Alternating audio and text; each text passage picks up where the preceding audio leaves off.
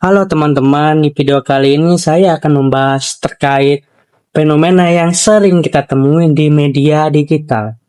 Apa itu kekerasan verbal di media sosial? Atau kerap kita kenal sebagai, ya, cyberbullying. Kekerasan verbal digital adalah bentuk pelecehan melalui kata-kata maupun tulisan di dunia maya. Misalnya seperti komentar kasar, ejekan, atau pesan yang merendahkan. Contohnya, beberapa waktu lalu ada konten viral dari seorang kreator yang menyamakan orang gendut atau orang gemuk seperti anjing atau hewan. Bagiku semua orang gendut tuh anjing. Amit. Emang bedanya kalian sama anjing apa? Makanan depan kalian semua dihabisin kok. Amit. Tuhan kan menciptakan manusia otak buat mikir ya. Masa nggak dipakai? Berhenti sebelum kenyang. Bahkan kalian nih orang gendut ini lebih rendah daripada anjing loh. Anjing aja ketika kenyang makanan depannya nggak dihabisin. Tapi kan aku dikasih sama orang lain. Aku menghargai, nggak enak kalau nggak dihabisin. Itulah kenapa Tuhan menciptakan manusia mulut. Ngomong sama orang lain. Aku udah kenyang, aku udah makan. Kelihatan kan? Orang gendut gak punya otak. Nah, selain dari kata-kata, ada juga dari tulisan atau komentar seperti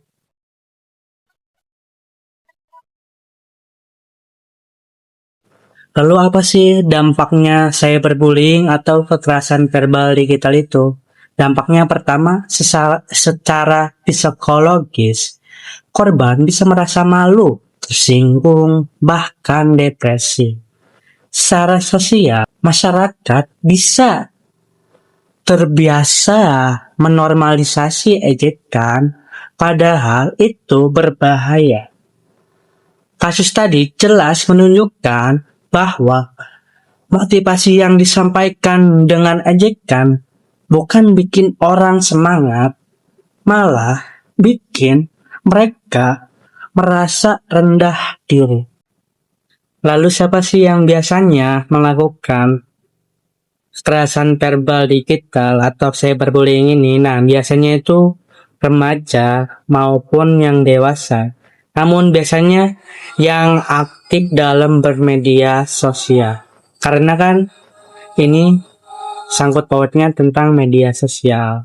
Nah, strategi apa sih kita sebagai teman, sahabat, keluarga, masyarakat untuk mengatasi pelaku cyberbullying ini? Nah, kita bisa menggunakan edukatif. Seperti coba kamu bayangkan, kamu seperti korban. Apakah kamu bisa bertahan dari kata-katamu atau rendahanmu? Apakah kamu tidak depresi seperti itu? Lalu bisa juga kita memberi edukasi tentang dampak terhadap pelaku.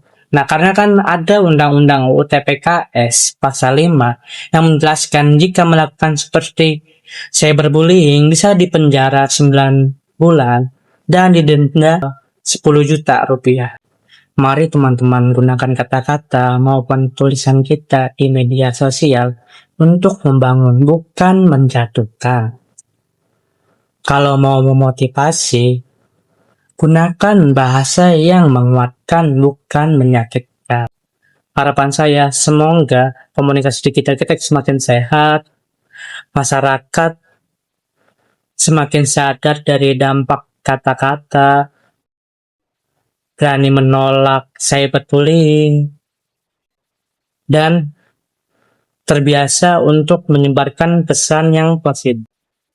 Sekian dari saya, Bagas Satrio Bokori, dengan NIM akhir 10. Wassalamualaikum warahmatullahi wabarakatuh.